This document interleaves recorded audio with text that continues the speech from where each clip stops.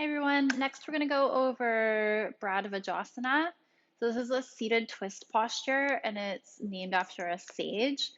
And if you want to use props, you can use either a cork brick or a foam brick, or if you do not have bricks, then a pillow or a thicker blanket might do the trick if you need them. So Bharadvajrasana, we start by bringing one of the legs back, and I'm going to turn to the side so you can see my leg and my foot. Now, the calf muscle, some people, if your calf muscle is a bit thicker and it feels like it bunches up behind your knee and you just bring it back and it's kind of squished against your thigh, then we're going to grab that with the palm of the hand and just roll it with the thumb and the palm over to the side. So when you roll your thigh bone down, you feel like there's just more space there. So that might be a helpful trick for you. And it's also useful for other postures to know that little move if there's pulling on your knee, especially. So we can move the calf, okay? And then if it helps also to create space in your hip, the top of the hip, you can also grab your thigh bone and roll it out. So your sit bone is going more towards the floor. So over time, when we have more space in the waistline, your sit bone might be off the floor, that's fine, but eventually think about it going down to the floor by first creating that space and then softening into the waistline. And you're going to stop at any point if there's pain in your knee or pinching feeling in your hip. Okay, so if you look at my foot as well, I have the top of the foot on the floor, and then I actually roll the top of the foot out and spread my toes. So the top of the foot and toes are helping to rotate my calf outwards too. Now that's not going to work for everybody. It depends how flexible your ankles are. So if you see my ankle, it's a full extension from my knee down to the toes. It's straight. And if that's not a possibility for your body and it's quite painful, especially on any of your bones of the top of the foot or ankle, some people like to practice with their foot out to the side like that. And that's totally fine to do if there's no pulling on your knee and on your hip and it relieves pain in the foot. Okay? So maybe don't get used to practicing like this. Keep it as an alternative if this is painful.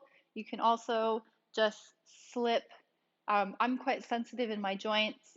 So if you have like a little sock or a piece of a towel or something, you can put to give some support for the bony bits that might be sensitive. Okay, so if that's not you, then you might be all good there. Now, that's the leg that's bent back, and we bring that knee to the side. It goes to the side. So not too far, it's not way over there, it's not straightforward, it's a happy middle. And you just feel your hip, foot, knee. Okay, step one, Bharadvajrasana. Now, if that's already starting to pinch your hip, then you might need to create more space there by sitting on your blocks. So this foam brick gives you that extra bit of height, and you can see I have now more space right in my hip in the front. And if there's still a bit more crunching there, if you feel tight anywhere, then you can use a higher block or maybe 2 blocks. So you can be quite high in this posture just to relieve that compression feeling in the front of the hip, or if your legs are quite tight and it's pulling on your knee lots or your shin, this can also help. Now, once you're there, you bring your other foot in. So the other foot is bent and it's brought into the inner thigh of the leg that's pulled back. All right, so there's a couple variations we can bring into this front leg. This might be a good place to be, especially if you're sitting on the blocks. We lift up through the hips and then turn towards the leg with the foot and your inner thigh, and you bring your opposite hand towards your thigh. If you are going for your knee and you're really reaching and leaning forward, maybe just skip the knee. We want to lift out of the waist, then turn, and then reach that arm across. Now the left arm, this is my left arm in any case, the opposite arm, try to relax it and then bring it around your back. So I'm just going to turn to the side again and move my blocks out of the way. So you can see what I'm doing with my other arm. So if you bring it back and your shoulder is really tense and your elbow is sticking way out to the side, this can cause a lot of tension in your upper neck and your upper back to round.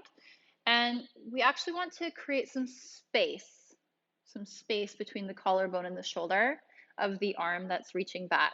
So I like to do this. I like to relax my arm completely, get rid of that tension in my neck and between my ear and shoulder, and then just turn my palm away and keeping that arm really relaxed, slip my lower arm bones, I guess, radius and ulna, around my lower back so eventually it's touching. So my lower arm bone is touching my lower back with my palm facing away. Okay, so that is keeping the neck relaxed. Then you can squeeze back behind your shoulder blade, this bony bit in the back. If you squeeze back there, you might be able to actually move your shoulder back and then reach your hand a bit further into your pocket. Okay. And the last thing that turns is your head. So when you turn your head and if your shoulder hunches up, that's too far. We want to keep the length in the sides of the neck, the back of your neck, chin about parallel to the floor, and then gazing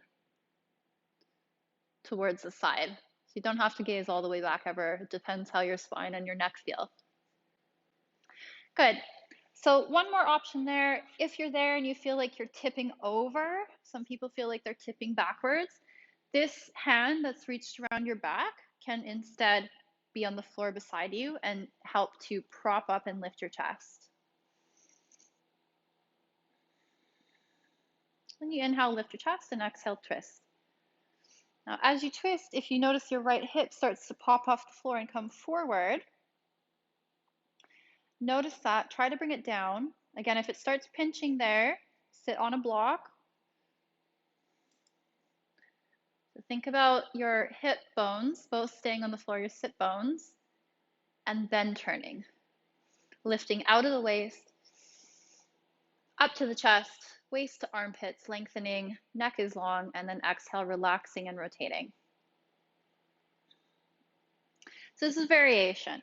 Now the full pose, I'm just going to switch my legs. Get a bit sore when they're holding that for a while. The full pose, calf back, top of the foot on the floor, thigh bone rolled out, sit bones ground, other foot inside the thigh, is actually moving this foot into a half lotus. Okay, so only do that if you're going into half lotus comfortably in your practice.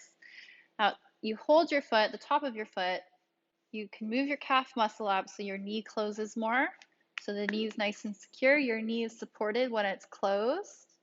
So be aware of that. That's an important little tip for your lotus postures. Closed knee. You lift up and feel the rotation. When your knee is closed, you should feel your hip socket, okay? And if it pulls on the top of the foot here, you can keep your foot in more of a flexion or drawn back. So that's dependent on your ankle. So we lift and slide the foot over. So notice where it lands. It might land on top of the thigh. That's fine. You can do that. Just keep your thigh and your calf muscle engaged to support your knee. Do not force your knee down. Let it just be where it is, and you can turn to the side with your hands. All right, and if the foot is cutting into the thigh muscle, that thigh muscle is squeezed, so there's a bit of harder surface area pressing against each other and not pushing into the soft flesh of your muscle. Now, if you can get into your lotus a bit deeper without pulling on your joints, you lift and you guide your foot, the heel towards your belly button when we're going to lotus. So you lift, if you see how high my knee is and my foot, and then you guide the foot over the top of the foot to the hip crease. Okay, and the top of the foot eventually rests right into that hip crease with your heel close to your belly button. Again, if your knee is high, let it be, twist. If your knee goes down to the floor and your opposite hip lifts up, we would rather have that opposite hip down. And then the way that you move your knee closer to the floor is not by pushing it, it's from softening your hip of that same leg. Okay, so if you feel movement through that hip, if we soften there and then also squeeze the inner thigh, then the knee can go down. So again, please don't hurt your knee just to make a shape, but become familiar with where the action of movement would come from. Now, eventually, the legs like this, and in Ashtanga, we do a bit of a wider 90 degrees between the legs. If it doesn't feel right, you can be a little bit more narrow.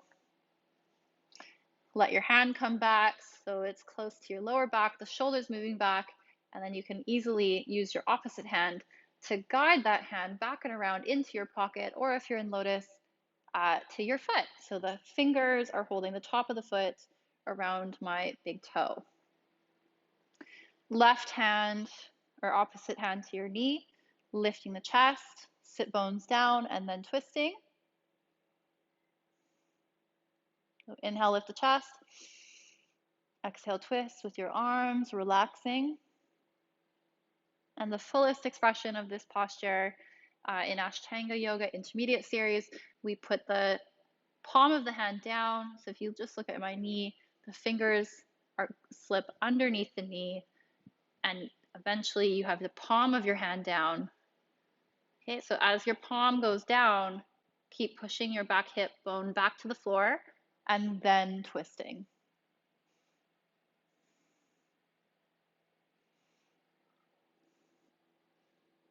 All right. Imagine my palms fully on the floor. I'm not fully warm in my wrists, so it's not going to go there at the moment. Chest lifted, sides of the neck long, and looking forward when you're done. Okay, so that's Bharadvajrasana and all the variations that you can work with. Thanks.